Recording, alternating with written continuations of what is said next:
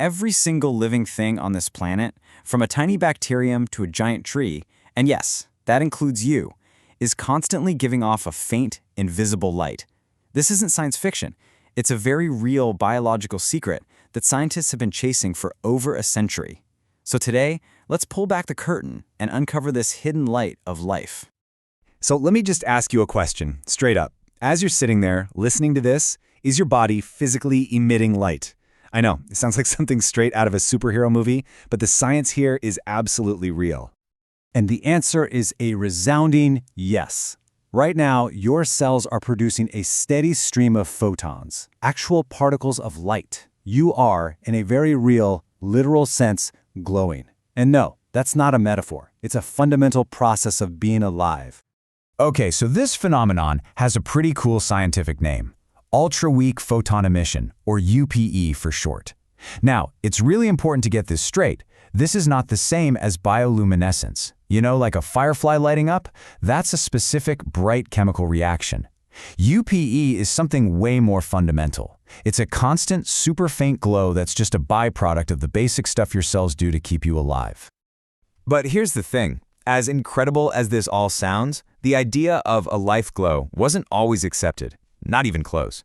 In fact, this whole field has a really rocky history, full of amazing discoveries, seriously harsh criticism, and decades spent on the absolute fringes of mainstream science. This whole idea has been on a wild roller coaster. It all started back in the 1920s with a scientist named Alexander Gurvich. He noticed something bizarre, that one onion root could somehow make a nearby one grow faster, almost like it was sending out some kind of mitogenic radiation. But after that initial spark, poof, the whole field just kind of vanished, dismissed by pretty much everyone. It wasn't until the 1980s when we had better tech and a biophysicist named Fritz-Albert Popp came along and coined the term biophoton that the research finally came roaring back to life. And just to give you a taste of how intense the skepticism was, the Nobel Prize winner Irving Langmuir called this early research pathological science.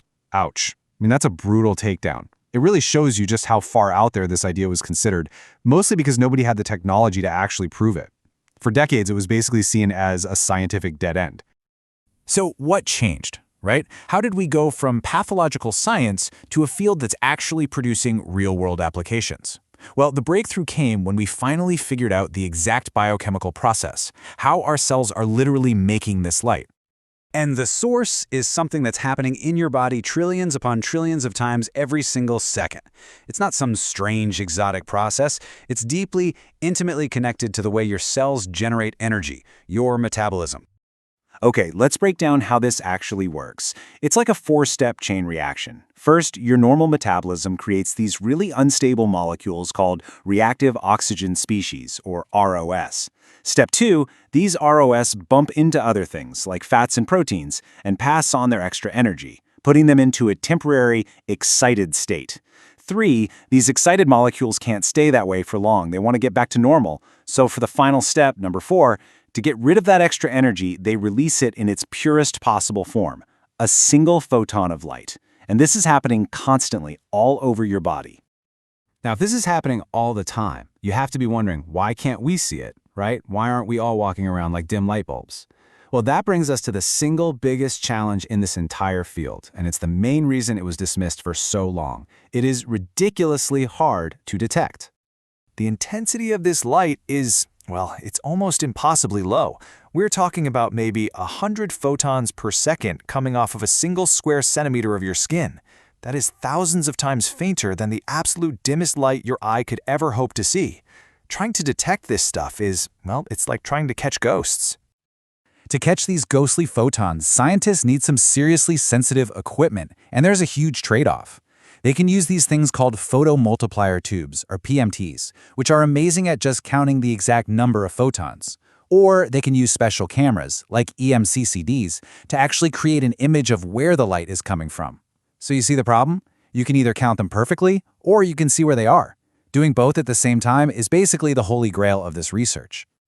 So at this point, you might be asking a very fair question. If this light is so ridiculously faint that you need pitch black rooms and hypersensitive, super expensive equipment just to measure it, why even bother? What's the point? Well, here's the point. That faint glow, that ghostly light, is a direct window into the metabolic health of any living system. And that, well, that has absolutely profound implications for everything from the food we grow to our deepest understanding of the human mind itself. Because this glow is tied to metabolic stress, it's becoming this incredible diagnostic tool. In agriculture, you can use it to see if a plant is stressed from a drought or even if seeds are still good. It can check the quality of our food. And in medicine, this is a huge deal. It gives us a way to measure oxidative stress, a key factor in diseases like cancer, without ever touching the patient. You can see if new drugs are working or even test how well a sunscreen is protecting skin. As amazing as all of that is, it might just be the opening act. Because the most profound, and yeah, the most controversial application takes us somewhere truly incredible, deep inside the human brain. That's right, some leading scientists now believe that these biophotons might actually play a critical role in one of the greatest unsolved mysteries of all time, the nature of consciousness. Okay, so here's the theory, and it's a wild one. We've detected this light in brain tissue, and it gets more intense when neurons are firing. The idea is that the brain's internal scaffolding, this network of things called microtubules, could be acting like a biological fiber optic system, channeling these light particles. This could create a communication network that works at the speed of light, potentially helping to bind all of our separate thoughts and senses into one unified consciousness. So, wow. We've gone all the way from glowing onion roots in the 1920s to the cutting edge of quantum biology and the nature of consciousness. And it all brings us right back to the central mystery that started this whole journey. So what is this secret light? Is it just metabolic exhaust? You know, the random, meaningless whisper of our cellular engines hard at work? Or is it something more? Could it be a hidden communication network? A language of light that life has been speaking all along? A language that, after 100 years of struggle, we are only just now beginning to understand? That right there is the question that's going to drive this incredible field of science for decades to come.